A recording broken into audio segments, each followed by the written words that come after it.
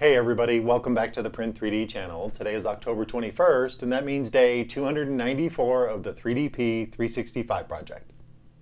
And on today's episode, we continue to print out really cool stuff for Halloween with this very practical pumpkin scraper, so stick around.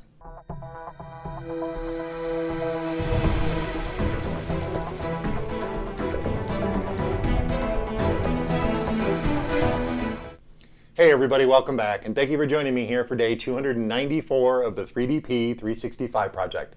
It's also day 21 of printing out stuff for Halloween, and on today's episode, a practical print, the pumpkin scraper. And our print turned out pretty good. I did have one minor issue with the model, and we'll talk about that in a second. The print itself, it turned out perfect. I am very happy with the results. We did use some of that Matter Hackers Pro Series PLA Silver, and we downloaded this model from Thingiverse.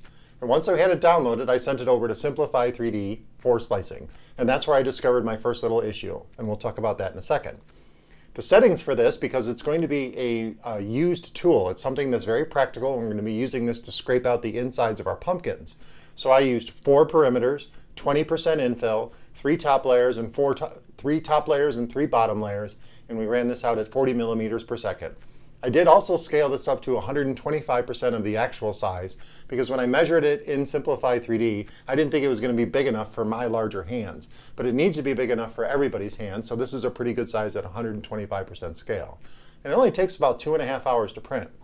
The problem with the model, and it's not a major problem, is that the teeth, as you can see, when you look at the model on screen, which I can show you guys right here, it's actually got some blades to it, some sharpness to it. And ours didn't actually print. And the reason why is I didn't set my perimeters to do single perimeter printing, because I figured with the amount of force that we're going to be scraping out the inside of the pumpkin, that those little thin pieces would actually break off.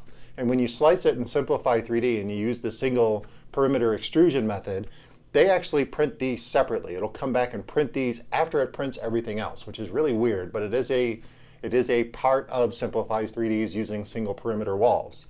So I figured I would just let it go without the sharper edges, because it's really a scraping tool. It's designed to scrape the inside. And they really don't need to be super sharp. They just have to have a bit of an edge on them.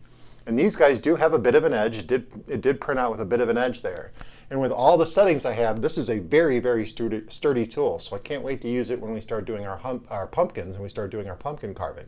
And I'll update everybody on how well this tool works. I don't have any pumpkins here, I'm sorry about that, to show you how well the tool works. But we are getting our pumpkins ready for Halloween because it's only a few weeks away. So we will be using the tool. And I will do a follow-up on this, whether it be through social media, or I might even do a follow-up episode showing whether or not the tool actually does work. But for now, we are ready. We do have our first tool for preparing our pumpkins. And if this model works out really, really good, I can see printing up a couple different more of these, a few more of these for everybody in the family, because we have 5 people, so obviously we'll have 5 pumpkins to clean out. And we all want to be able to do them at once. We don't want to have to share a tool. The only thing I would change on here, besides the little thinness of the blades on here, is possibly having some sort of finger grip on here. Because there is a little bit of a lip here where you can kind of get in and really get into the pumpkins. Or depending on how you use it, there's a hole in the back here too, so you can get a little bit more pressure on it. And I like having the hole in here because that gives a chance so it doesn't get all gobbed up in here with the pumpkin stuff from inside. And some of it may flow through here, so that'll make it easier. And it does make a nice little scoop. So this is a very practical print. I'll put the link down in the description so you guys can download and print this one yourself. And this is going to come in very handy when we start doing our pumpkin carving. Well, that about wraps it up for day 294 of the 3DP 365 project. If you're looking for ways to support the channel, check out the affiliate links down in the description. If you make a purchase through Matter Hackers, Amazon, or GearBest, it'll kick a little bit back to the channel. It won't cost you a penny, and I really appreciate it.